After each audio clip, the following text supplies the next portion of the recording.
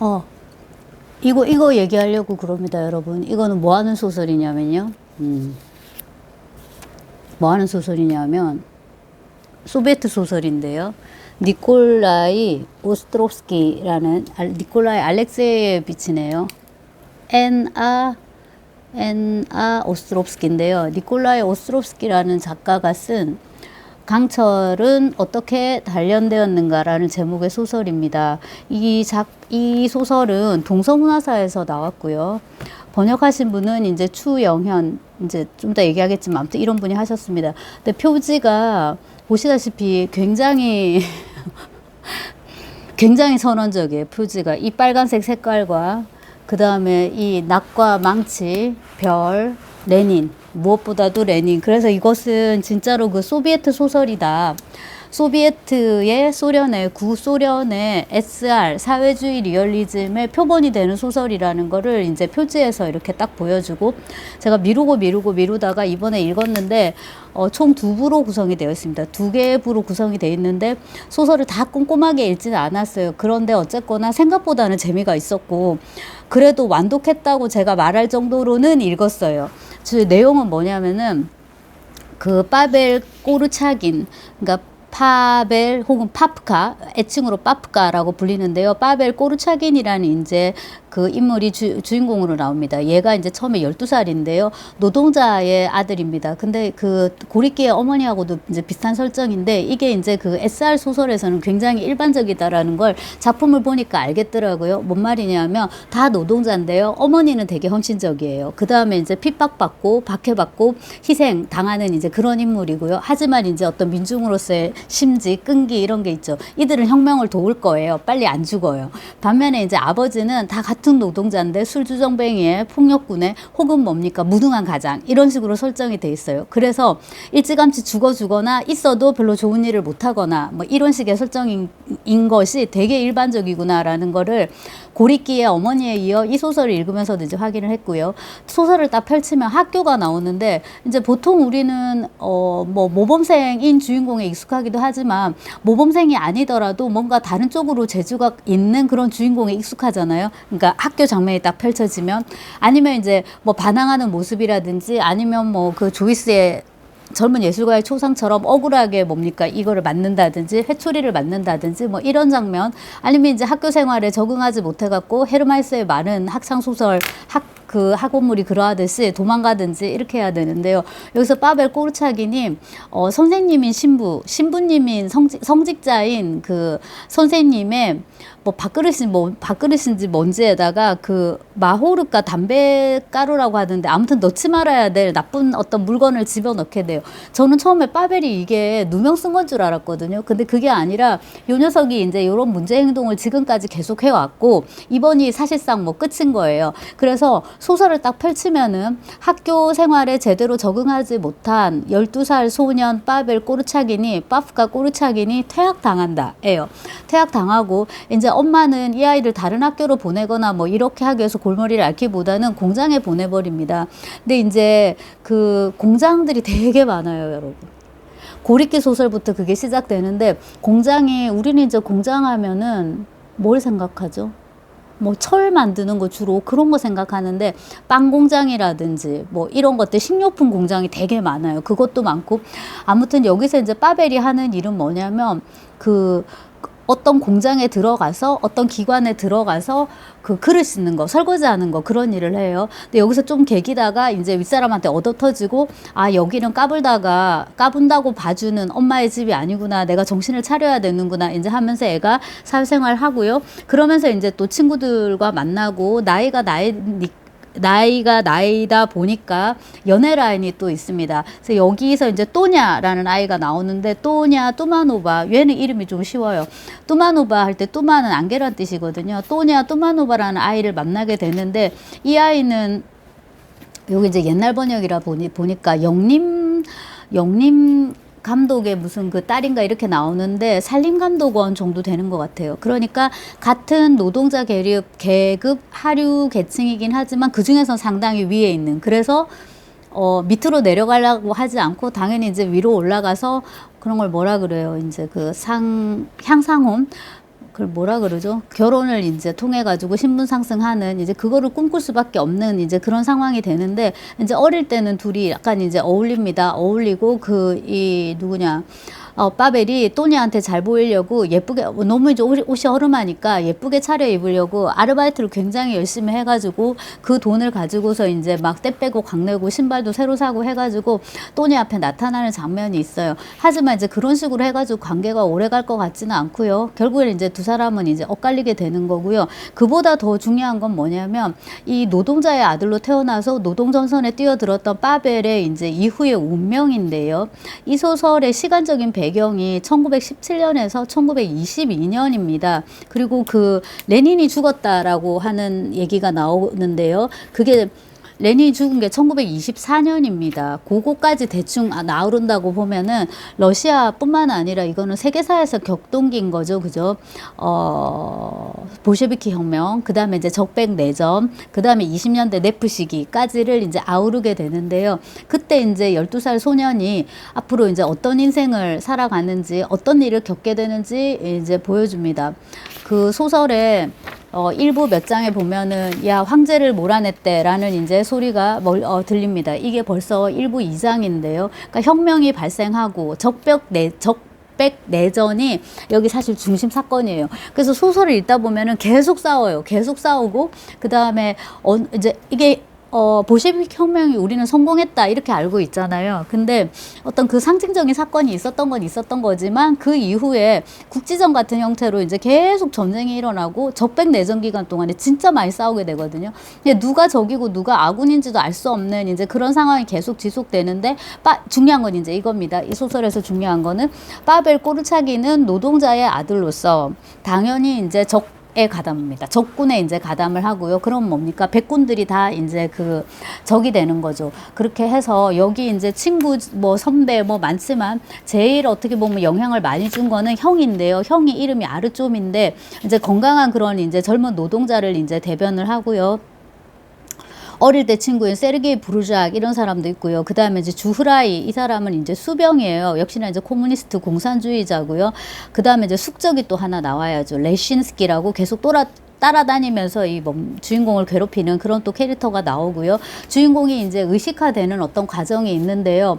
볼셰비키가 뭐야? 공산주의가 뭐야? 그게 바로 우리 노동자를 대변하는 거야.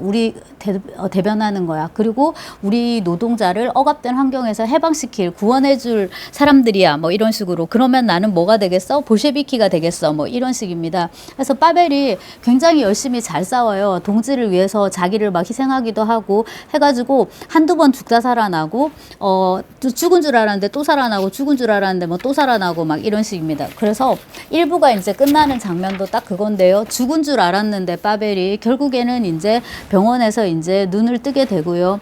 파벨이 병원에 있는 동안에 또니아가 이제 계속 왔다 갔다 하죠. 그리고 이제 파벨은 정신을 이제 차리는데 한 달 동안 무의식 상태로 있다가 중간에 파벨이 꼼소몰에 가입을 해요. 이러고 이제 명실상부한 적군으로서 그 백군과 싸우게 되는데 꼼소몰이 뭐냐 하면은 꼬무니스티치스키 사유즈 말라주시 그러니까 공산당 청년 연맹이라고 보시면 돼요. 공산당 안에서도 청년들을 이제 중심으로 이제 조직하는 그 꼼소몰인데 옛날에 유학할 때 이 중국 학생들은 이걸 되게 잘 알고 이 소설 좋아하더라고요. 제가 그래서 그 유학원 중국 후배라고 하기에는 그때는 제가 그 친구를 너무 어린애로 생각을 해가지고 지금 생각하면은 저도 사실 25살밖에 안 됐었기 때문에 그래봤자 저보다 한 5-6살 어렸을 것 같은데 아무튼 그때 제 체감에 이제 꼬맹이가 이거 얘기를 해주는 거였어요. 그러니까 이게 그 중국에서는 많이 읽힌 소설이죠. 이런 내용이고 중국도 이제 이런 식의 시스템이어서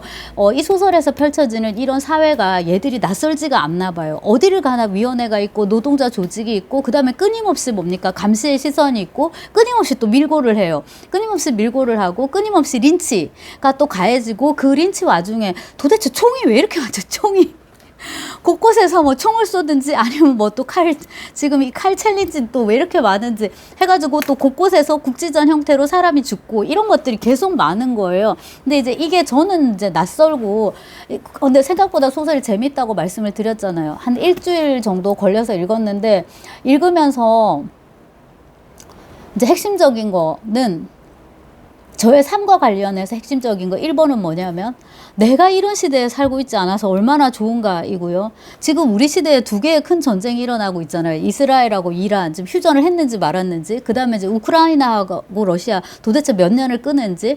그러니까 지금 우리가 이렇게 공시적으로 볼 때도 다른 곳에서는 전쟁이 일어나고 있는 거잖아요. 내가 그곳에 있지 않아서 또 얼마나 좋은지를 하나를 생각을 했고요. 그 다음에 이제 또 하나는 관점의 문제인데 갖고 왔습니다. 닥터지바고입니다. 닥터지바고. 저기 빨래가 보이네요. 저기 살짝 가리면. 닥터지바고인데요. 이게 사실 비슷한 시기를 다루는 거예요. 여기는 이제 1905년 1차 혁명부터 1917년 볼셰비키 혁명 다루고 중간에 또 뭡니까? 1차 세계대전도 들어갑니다. 1차 세계대전 는 제가 지금 유시민의 거꾸로 읽는 세계사로 다시 읽고 있는데요. 14년부터 19년까지 이른바 사라예보의 이제 총성으로 시작이 된 거잖아요. 거기서 이제 러시아는 어디로 갈까요? 러시아는 이제 영국하고 그때 사이가 나쁘지 않았거든요. 그래서 연합군 쪽에 이제 붙는 걸로 프랑스랑 그쪽으로 이제 가 있는 상황이었고요. 그거 이제 중간에 들어가고, 그 다음에 이제 네프 시기 러시아가 이제 여기 들어가는데요. 어떤 의미에서는 둘 다 혁명하고 사회주의 혁명하고 그 다음에 이제 적백 내전을 다루고 있다고 할 수 있는데 관점이 완전히 다른 거예요. 그러니까 닥터지바고에서도 파르티잔이라든지 그런 활동들이 나오거든요. 즉 적군의 활동들이 나와요. 그럼에도 불구하고 작가가 너무나도 중립적인 입장이고, 그 다음에 이제 출신 성분이 파스테르나크가 귀족이다 보니까 불가피하게 백군인 거잖아요. 그 거장과 마르가리따랑 개의 심장을 쓴 불가코프도 마찬가지고 불가피하게 또 백군이기 때문에 그 느낌이 없을 수가 없고, 그 다음에 이제 노동자가 아니라, 물론 의사도 노동자죠. 하지만 어쨌거나 이제 의사인데다가 또 시인이어가지고 정말 타도해야 되는 대상의 대표격인 거예요. 그런 식의 어떤 입장에서 쓰여진 지바고와 반대로 정말로 그 민중의 아들인 노동자인 이 파벨 꼬르차긴 의 이야기를 쓴 오스트롭스키가 똑같거든요. 이 소설이 굉장히 이제 자전적인 소설이어가지고 오스트롭스키 자신이 이제 이런 식으로 요리사 혹은 식모, 그러니까 노동자죠. 노동자를 합시다. 노동자의 이제 아들로 태어나가지고 이렇게 온갖 노동을 다 거치고 굉장히 적극적으로 적백 내전에 참전을 하고 죽다 살아나고 이제 그거를 반복하고 살아난 다음에 다시 뭡니까? 노동전선에 뛰어 들어가지고 또 열심히 노동을 하고 노동전선에 뛰어들어서 열심히 노동을 하고 라고 말씀드렸는데 이제 그게 2부의 내용입니다. 그러니까 우리가 닥터지바고에서는 볼 수 없는 내용을 사실 똑같은 시기의 러시아인데요. 이 소설에서는 볼 수 있어요. 그래서 많은 사람들이 이런 식의 모습으로 살았겠구나라는 이제 생각이 들게 하는 장면들이 2부에서 펼쳐지는데, 솔직히 이제 너무나도 이제 지루했던 것이 1부는 많이 싸웠잖아요. 전쟁이 일어나고 막 국지전들이 있고 이래서 이런데, 이제 2부부터는 뭐냐면은 우선은 그 리타라는 여인이 나옵니다. 여성이 나오는데요. 이 리타라는 여성이 일기를 써요. 그녀의 이제 입장에서 회복 중인 이 파벨 꼬르차긴의 어떤 상태를 이렇게 점검해 주죠. 그러니까 이제 문학적으로, 즉 기법적으로 뭔가 기교를 부리지 않았다고는 할 수 없을 겁니다. 즉 달리 말해서 문학적 기교가 없는 건 아니에요. 아무튼 근데 이제 내용이 그렇고요. 그 리타 얘기가 길어지는 걸 봐도 알 수 있겠지만은 1번 여자친구가 아까 또냐였잖아요. 이제 2번 여자친구라고 할 수 있는 사람이 리타인데요. 리타에게 자기가 연정을 느끼자마자 꼬르차긴이 피해요. 우정과 사랑 사이에서 왔다 갔다 하는데 이것이 그냥 우정으로 동지애로 머물 때 좋은 거지, 여기서 이른바 선을 넘어서 사랑으로 가버리면, 남녀 간의 사랑으로 가버리면은 내가 혁명의 과업을 완수하기가 힘들겠다라는 생각이 들어가지고 피한단 말이에요. 진짜 물리적으로 이렇게 피해요. 그 다음에 이제 도중에 또냐를 만나게 되는데요. 또냐, 안토니냐죠. 또냐를 만나게 되는데, 그때 이제 파벨 꼬르차기는 병원에서 이제 나와가지고, 뭐 철도청인지 뭔지 이제 전형적인 노동자로, 건설 현장의 노동자로 일하고 있거든요. 그래서 이거를 보면은 또한, 전형적인 이제 소비에트 소설에 많이 나오는데, 20, 30년대, 특히 20, 30년대에 이게 이제 레닌 죽고 스탈린이 정권 가져가는 그 무렵이거든요. 그때 이제 건설, 얼마나 많이 이제 건물들을 짓고 했는지를 이제 알 수 있는 대목이기도 한데, 전부 다 노동자가 필요한 거잖아요. 그 일을 이제 파벨이 하고 있습니다. 그때 이제 우연찮게 과거에 사랑했던 여성이죠. 이 또냐를 만나게 되는데, 또냐는 굉장히 높은 지위에 있는 사람하고 결혼을 했다고 돼 있는데, 그게 파벨 꼬르차긴의 입장에서 그런 거지 막 사실 그렇게 보이진 그러니까 여기 닥터지바고에 나오는 예컨대 그로메코 집안 이렇게 비교될 만한 그런 건 아니에요. 왜냐하면 사는 세계가 이제 너무 다른 거죠. 그죠? 제가 지금 백치를 이제 이렇게 하고 있지만 거기서 장군 집안이 무식인이 보기에 그 장군 집안이 뭔가 뭐 귀족이고 뭐 자기가 무식인이 공작 집안, 유서 깊은 공작 집안이라고 하는 거지. 그 톨스토이 소설 속에서 뭐 오블론스키 공작, 뭐 셰르바츠키 공작, 콘스탄틴 레빈 백작 뭐 이런 거하고 비교할 수 없는 거잖아요. 비슷하게 너무나도 다른 세계를 이제 보여준다. 다시 그래서 이제 노동의 현장으로 오면 또냐가 굉장히 당혹스러워하는 거죠. 그렇게 이제 그 노동 현장에서 네, 그런 모습을. 자, 여러분 뭐 떠올릴 수 있을 것이고요. 지금 굉장히 덥잖아요. 굉장히 더워서 저도 오늘 처음으로 이제 에어컨을 틀었는데 이 무더위 속에서 이제 그렇게 일하고 계시는 여러 노동자분들, 그 다음에 우리 농부들, 뭐 저 부모님들도 다 그랬었고요. 그런 모습들이 이제 떠올려 보면 또냐가 되게 당혹스러워하고 거기서 이제 이 주인공이 분연히 떨치고 일어나죠. 소녀 시절에 너는 그래도 노동하고 있는 나한테 손을 내미는 거를 부끄러워하지 않았다. 나와 악수하는 걸 부끄러워하지 않았다. 근데 너는 지금 그거를 저어하고 주저하고 심지어 부끄러워하고 있다. 이제 너 같은 건 필요 없다. 뭐 이런 식으로. 그 다음에 남편 욕도 해주고 남편인지는 몰라요. 네 옆에 있는 저 사람도 그렇고 어쩌고저쩌고 이제 한 번 또 쏴주고 이렇게 결렬하게 되는데 어떻게 보면 이제 첫사랑과의 이제 결렬이기도 하고 그 다음에 그 시절에 조금이라도 동경했던 부르주아적인 세계. 근데 완전히 말씀드렸다시피 부르주아적이지도 않아요. 그 하층 중에서 조금 위에 이렇다 이제 볼 수 있을 거고 그것과 이제 완전 결별하게 되고 그 다음에 이제 어쩌면 새로운 사랑이라고 할 수 있는 리타와는 엮어질 수도 있었겠지만 말씀드렸다시피 혁명의 과업을 위해서 보다 더 아름다운 사회를 건설하기 위해서 정말로 노동자 유토피아를 건설하기 위해서 그런 식의 사사로운 감정, 그러니까 여자에 대한 감정이죠. 이런 식의 이제 남녀 상렬지사는 묻고 가는 걸로 이제 그 의연하게 그래서 이제 감정보다는 뭐의 승리를 보여줍니까? 의지의 승리를 이제 보여주고요. 그렇게 이제 열심히 사는데 이 파벨이 교통사고를 당하든가 이제 이렇게 됩니다. 그리고 이제 상태가 좀 좋지 않게 되고요. 휴가를 주는데 휴가를 너무 길게 주는 거예요. 그리고 이제 자기도 깨닫게 되죠. 몸이 일반적이지 않다는 거를 이쪽에 팔다리 이런 쪽으로 잘 못 쓰게 되고 신경질환 같은 게 이제 이렇게 신경질환 같은 게 생긴다라고 표현해야 되겠네요. 근데 이제 모든 병들이 그렇듯이 지금 이렇게 살아온 거잖아요. 이 주인공이 몇 번의 죽을 고비를 넘기고 아마 그때마다 후유증들이 몸에 하나둘씩 새겨져 있다가 이참에 그냥 이제 폭발한다 보면 될 겁니다. 그래서 이제 더 이상 일을 할 수 없겠다. 노동불능이 이제 상태가 됐다고 보면 될 것이고요. 엄마가 이제 나타나가지고요. 아들을 그 병원에서 요양원에서 이제 데리고 나가서 이름이 너무 특이했는데 알비나 큐짬 러시아어로 읽으면 이게 큐짬 이렇게 돼야 되는데 큐짬 집에 이제 데리고 갑니다. 큐짬 집에 데리고 가는데요. 여기가 딸이 많아요. 근데 여기 이제 딸일 중에 카야 이름이 따야라는 딸이 있는데 지금 주인공은 이미 이제 20, 30대 이렇게 되는 거잖아요. 근데 이제 따야는 18살, 19살인가 그래요. 결국 이제 그녀와 결혼하게 되는데 그리고 이제 그녀가 누굽니까? 이 주인공 파벨 꼬르차긴을 모스크바로 이제 데리고 가서 간병하면서 이제 같이 사는데 어떻게 이런 결혼이 가능하냐 생각할 수가 물론 있는데 의문을 던질 수가 있는데요. 사실 이제 그 18, 19세 소녀의 입장에서는 공장에 가서 이렇게 노동을 제공하는 거나 그 다음에 이제 이 민중의 영웅이라고 할 수 있는 파벨 꼬르차긴의 아내가 돼가지고 그를 이제 간호하는 거나 삶의 어떤 만족도라든가 뭐 성취감 이런 거는 비슷할 수 있는 것처럼 그렇게 소설 속에서 이제 나와요. 그 다음에 어떻게 보면 이제 파벨을 통해서 감화돼서 이 따야도 공산당원이 되고요. 그 행정적으로 좀 높은 입지로 올라가고 그 다음에 이제 파벨에게 닥친 불행은 또 뭐냐면 팔다리 못 써서 누워 있어야 되는 것까지도 괴로운데 진짜 큰일이죠, 여러분. 눈을 잃어버려요. 그러니까 실명을 하게 되는 거예요. 아이고야. 네.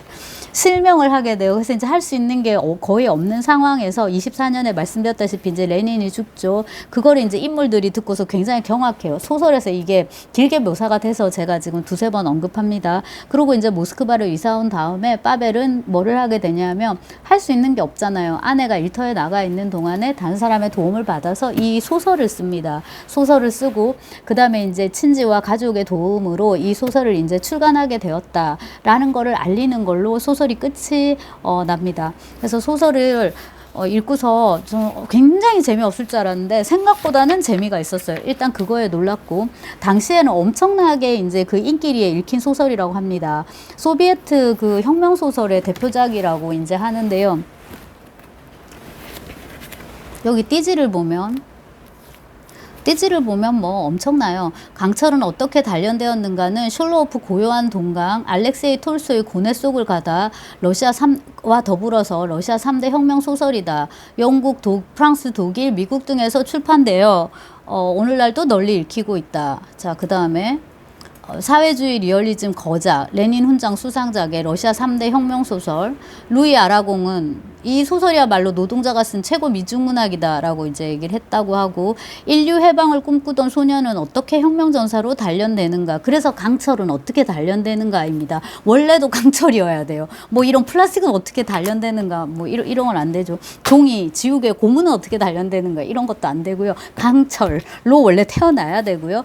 그 다음에 이제 이 친구가 어떤 식으로 이렇게 혁명에 투신하고 노동전사, 혁명전사로 단련되는가를 이제 다룬 소설이고, 소련, 중공, 북한을 올바로 알려면 먼저 이 책을 읽어라. 여기 보시면 소련, 중공, 북한인데, 북한이야 지금도 북한이지만 소련도 없고요. 중공도 없습니다.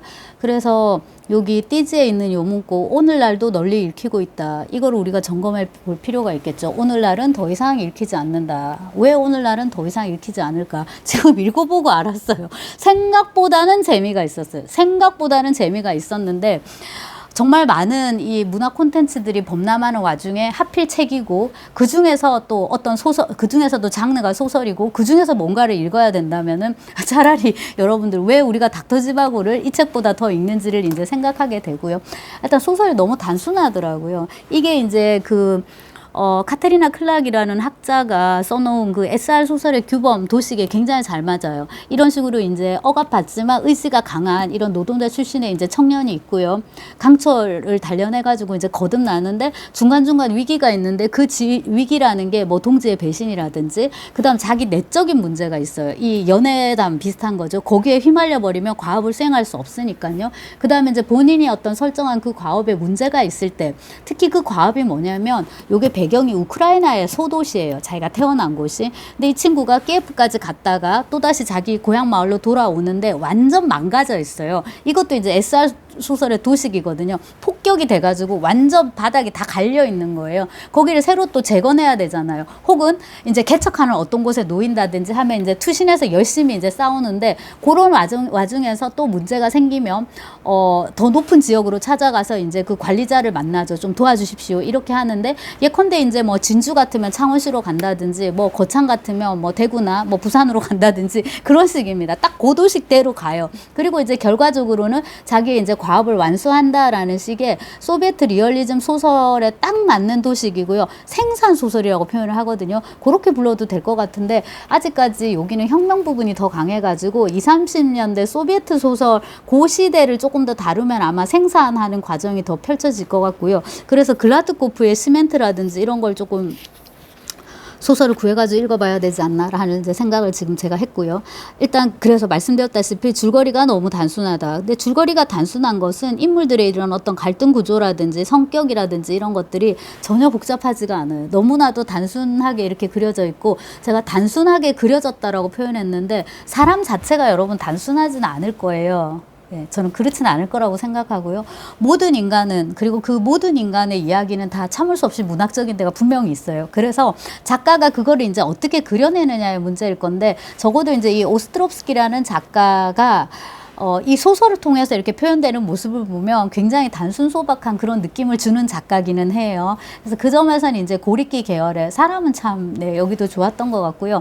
이제 그런 식의 그 혁명이라든지 내전이라든지 이런 것을 바라보는 굉장히 단순하면서 직선적인 시선, 뭐냐면 여기서 파스테르나크는 할까 말까 굉장히 고민을 많이 하고, 도대체 누가 잘하고 있는 건지, 과연 지금 나는 올바르게 살고 있는 건지, 이런 것들에 대한 물음을 너무 많이 던지거든요. 그렇다 보니까 서사가 앞으로 쭉쭉 나가지를 않잖아요. 제대로 싸워지지도 않는 거죠. 이렇게 칼을 갖고 싸워야 되는데 찔러 마라 이러고 있으면 뭐 죽는 거죠. 뭐 그런 상황인데 말해서 얘는 이제 굉장히 진취적으로 나가는 그런 거는 있어요. 그래서 이야기 자체를 이제 놓고 꾸민다면은 더 재미가 있을 것이고, 그래서 이제 소비에트기에 6부작으로 TV 시리즈로 만든 것이 있더라고요. 그렇다고는 하지만 이제 바로 그것이 어쩌면 단점일 수 있는 그런 것. 그러니까 인물들이 너무 단순 소박하다. 이 남자 주인공 파벨 꼬르차긴만 그런 게 아니라 형도 그렇고요. 아르좀이라든지 세르게이 친구도 있고요. 아까 말씀드린 또냐, 그 다음에 이제 그 리따. 그리고 이제 아내가 되는 따야 마찬가지고요. 특히 이제 아르좀 같은 경우에는 동생을 인도하는 그런 형의 역할을 1부에서는 해요. 하다가 2부가 되면 갑자기 느닷없이 같은 노동자이자 어릴 때부터 친하게 지냈던 여자친구와 뭐 때문인지 헤어지고 이유가 잘 설명이 안 돼요. 제가 놓쳤을 수도 있고 헤어지고 굉장히 그 무지렁이 같은 일자무식의 농부의 딸과 결혼을 해가지고 애를 너무 많이 낳고 살고 있는 거예요. 그래서 이제 동생이 전쟁에서 돌아와서 이제 그 살아 돌아와서 형을 보러 갔는데 전부 애들밖에 없는 거예요. 이거는 보통은 여동생이 언니를 보고 느껴야 되는 건데 언니가 막 그렇게 똑똑하고 뭐 발랄하고 뭐 하고 했는데 애 키우느라고 정신이 없고 또 배불러 있는 거예요. 그래서 이제 형부를 보고서 막 울분을 갖는 거죠. 저 짐승이 또 우리 언니를 임신시키겠군. 이렇게 돼야 되는데 여기서는 반대로 파벨이 오히려 아르점을 보고 형이 뭐 때문에 저런 여자랑 결혼해서 진짜 그 겉벌이 서말만 있어도 안 한다고 하는 이 처가살이를 대리사위로 들어갔거든요. 농부 그 집에 대리사위로 이렇게 들어가서 살면서 저런 생활을 하는 걸까? 분명히 내년이 되면 애가 또 하나 늘어 있을 거야. 왜 저렇게 자꾸 애를 만드는 거지? 근데 형을 탓하지 않고 형수를 탓해요. 그 다음에 형을 빨리 저 뭐라고 해야 되나 무지몽매한 생활에서 끄집어내서 이 당 공산당을 위한 이 활동으로 데리고 나와야 되는데 막 이런 식의 이제 고민을 하죠. 그래서 여러모로 이제 인물들의 어떤 그런 성격이라든지 갈등이라든지 그런 것들이 이제 좀 단순하다. 그게 있고요. 그 다음에 이제 어쩔 수 없을 것 같은데 이제 국뽕이라고 해야 되나요? 그 혁명을 묘사를 하는 거 보면 내전을 뭐 있죠. 잡아다가 뭐 고문하고 뭐 강간하고 막 죽이고 하는 장면들에 대한 묘사가 이제 이런 장르의 소설에는 없을 수가 없을 텐데 굉장히 막 의연하게 진짜 막 비장하게 묘사를 해요. 그렇죠. 네. 그래서 뭐 우리도 안중근이나 뭐 예, 윤봉길이나 유관순이나 그냥 보기 전부터 웅장해지고 비장해지는 그런 것들이 있잖아요. 이것도 이제 그런 게 있어가지고 이거를 소비에트기에 독자들이 읽기에는 거기서 미리 이제 웅장해질 준비를 하고 보는 거죠. 근데 이제 저 같은 제3의 독자가 보기에는 그런 것도 조금 네. 그렇고 그 다음에 이제 그 여성 캐릭터들은 꼭 그거를 언급을 하더라고요. 성적인 측면을 그렇게 됐을 거라는 거 우리가 사실 충분히 짐작할 수 있는 거잖아요. 근데 이제 그런 성적인 유린에 대해서 이제 빠지지 않고 또 꼬박꼬박 또 보고하고 하는 거가 좀 이제 여성 독자이기도 하고 제가 그래서 조금 불편하기도 했고요. 그 다음에 이제 그거를 너무나도 이렇게 영웅적으로 좀 미화하고 있어가지고 그런 거 조금 불편한 것도 있었고요. 그 다음에 이제 2부로 가면은 이미 혁명이 토닥토닥 완수가 된 거잖아요. 그래서 이게 이제 토대가 잡히다 보니까 그 다음은 뭘로 갑니까? 카프카의 말 맞다나 혁명이 끝나면 관료제의 앙금만 남는다. 관료제, 행정, 정치, 사무 막 이런 것들이 있는 거예요. 그래서 이제 되게 따분해지고 여기서 이제 핵심적인 사건은 파벨 꼬르차긴이 아픈 거잖아요. 그래서 갑자기 소설이 질병 서사로 이제 가고 간병 서사로 가고 질병에 걸려서 이제 그 앓고 있는 사람을 가족들이 돌보니까 가족 서사가 이제 돼버립니다. 마지막에는 그렇게 이제 돼가지고 끝날 때는 드디어 당신의 이 뭡니까 소설을 당신이 쓴 거를 내주기로 했대 하는데 당시의 독자들은 굉장히 감명 깊게 읽었을 것이다. 뭐처럼 마치 우리가 폭삭소가수다에서 오해순이가 드디어 꿈에도 그리던 시집을 출간하게 되고 그거를 또 편집자가 이제 이렇게 딱 보고서 여메란인데 다리 꼬고 앉아서 있는데 그 드라마 속에서 여메란이 엄마의 환생인 거잖아요. 그래서 이제 내 딸이 이렇게 자라서 시를 내는 거를 그 사실로는 알지 못하지만 이제 우리 관객은 알게끔 이렇게 이제 굉장히 감동적으로 시나리오도 좋고 연출도 잘했잖아요. 비슷하게 이제 이 강철도 마찬가지로 여기서 니콜라이 오스트롭스키가 이제 그 실명 상태에서 자기가 겪은 일을 이렇게 소설로 쓰고 출간하고 하는 것에 독자들 그다음에 관객들은 되게 감동했을 거라는 이제 짐작은 되는 그런 소설입니다. 인데 확실히 이제 지금 읽기에는 조금 시대감이 떨어지고요. 저는 직업으로서의 이거는 독서입니다. 이제 먹고 살라고. 왜냐하면 이제 다음 학기 강의와 이제 관련을 해가지고 제가 커리큘럼을 짜면서 그런 이제 사상적인 측면, 이데올로기적인 측면을 좀 보고 있는데요.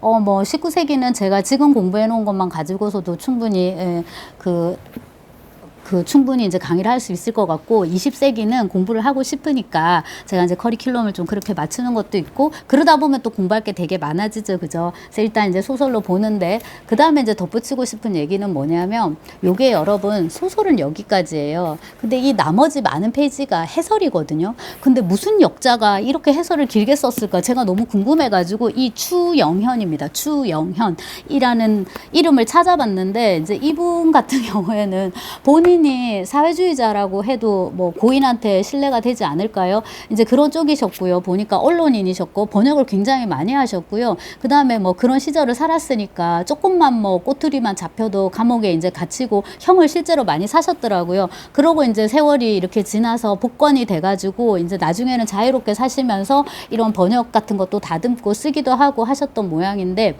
여기 뒤에 보니까 이 선생님이 굉장히 열심히 이 해설을 썼는데 오스트롭스키가 앞에 요 짧은 해설은 러시아 문학 전공자가 썼고요. 이 뒤에 거 이제 본인이 썼는데 오스트롭스키가 꿈꾼 세계 러시아 공산혁명은 어떻게 되었는가 해가지고 혁명사를 정리를 했더라고요. 그래서 우선은 마르크스주의를 이제 쭉 얘기를 하고요. 그 다음에 누가 나와야 됩니까? 레닌 트로츠키가 나와야 되겠죠? 그 다음에 누가 나와요? 러시아 혁명 본격적으로 얘들이 어떻게 일으켰는가, 이제 어떻게 성공시켰는가를 하고 적백내전 이제 말씀을 드렸고요.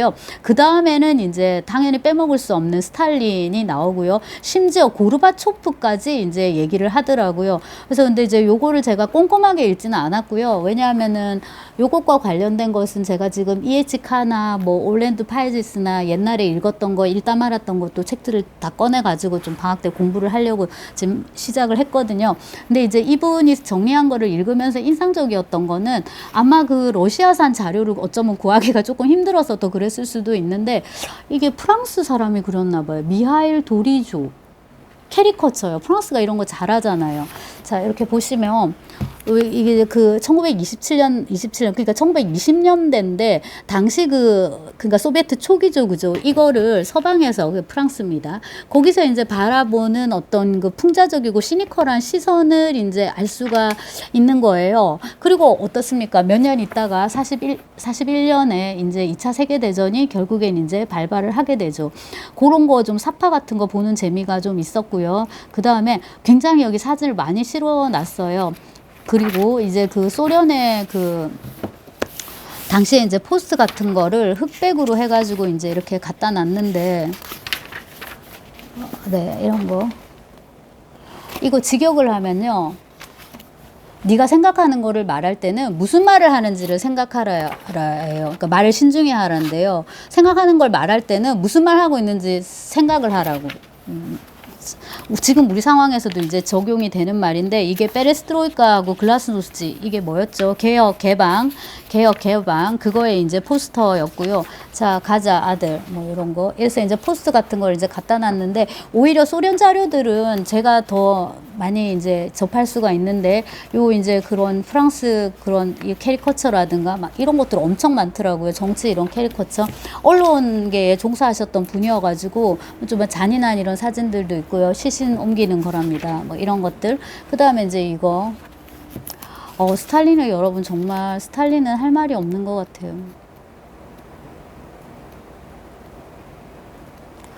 네. 스탈린 그 끼로프 사건이라든가 그런 것도 되게 간략하게 정리를 여기서 잘 해주셨고요. 그 다음에 이제 트로츠키를 잡아서 죽이는 거는 뭐 유명한 일화였고요. 그래서 이제 그 스탈린이 뭡니까? 자기 동지들을 이렇게 이제 잡아먹는 거죠. 그래서 동지들의 시신을 가지고서 만찬을 벌이는 그런 식의 이제 캐리커처도 있고, 아무튼 다양한 이제 그 다양한 이제 캐리커처들이 있는데.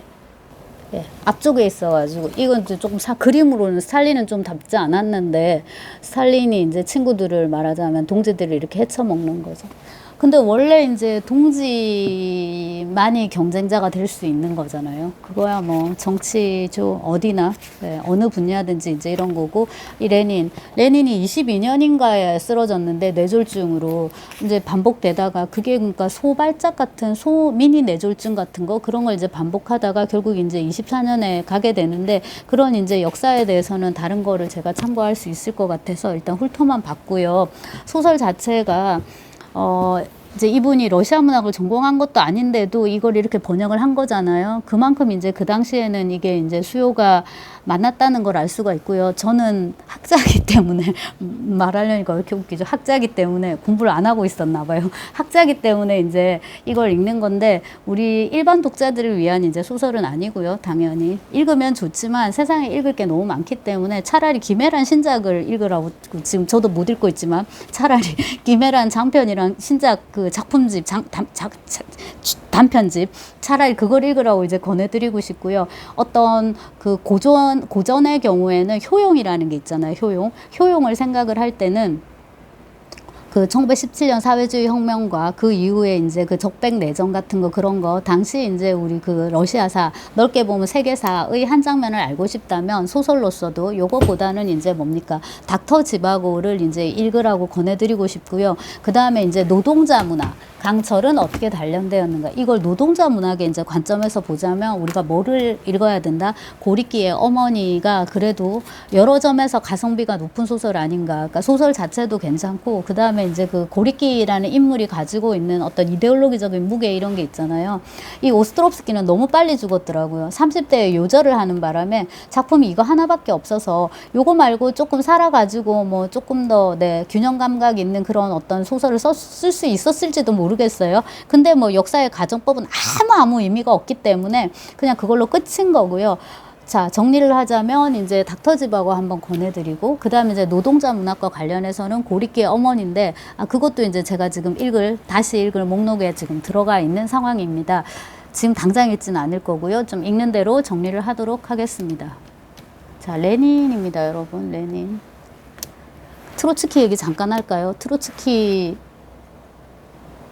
쫓아냈잖아요, 멕시코로. 그래서 멕시코로 망명을 했는데 트로츠키가 거기 멕시코에 있을 때 프리다 칼로 집에 있었단 말이에요. 물론 프리다 칼로는 디에고 리베라랑 같이 살았는데 여기 사파가 있어서 깜짝 놀랐는데 디에고 리베라가 그린 그림 중에 굉장히 큰 또 그렇겠죠. 파노라마 같은 그런 그림 많이 그리잖아요. 디에고 리베라가. 거기에 트로츠키랑 뭐 레닌이랑도 있어요. 그래서 이제 그 설명을 보고서 생각한 게 프리다 칼로가 너무 유명한 나머지 디에고 리베라를 우리는 적어도 이제 저는 프리다 칼로의 말썽꾸러기 남편으로만 생각을 하는데 거구의 뚱보에 프리다 칼로를 너무 괴롭게 했던 그런 이제 남자로만 생각을 하는데 그도 화가로서 이제 적절하게 평가돼야 된다는 생각이 들고요. 그런데 추방되고 나서도 트로츠키가 암살 위험이 얼마나 많았으면 결국 암살되게 돼요. 요런 만화 컷이 있더라고요. 누가 찾아와서 묻는 거지? 지인이 찾아와가지고 아니 트로츠키 자네는 체포되어 암살단 게 아니었어? 그랬더니 트로츠키가 몰라 오늘 신문은 아직 안 읽었거든 이라고 말하는 게 있어요. 어쩌면 그가 암살되지 않았을 수도 있다는 것일까요? 아마 그러지는 않았을 것이고요. 아무튼 그때 혁명기의 이야기와 그 다음에 이제 그 밖에 20세기의 여러 가지 흥미로운 어떤 세계사적 사건들은 잠깐 조금 정리가 되는 대로 한 번 더 찍도록 하겠습니다.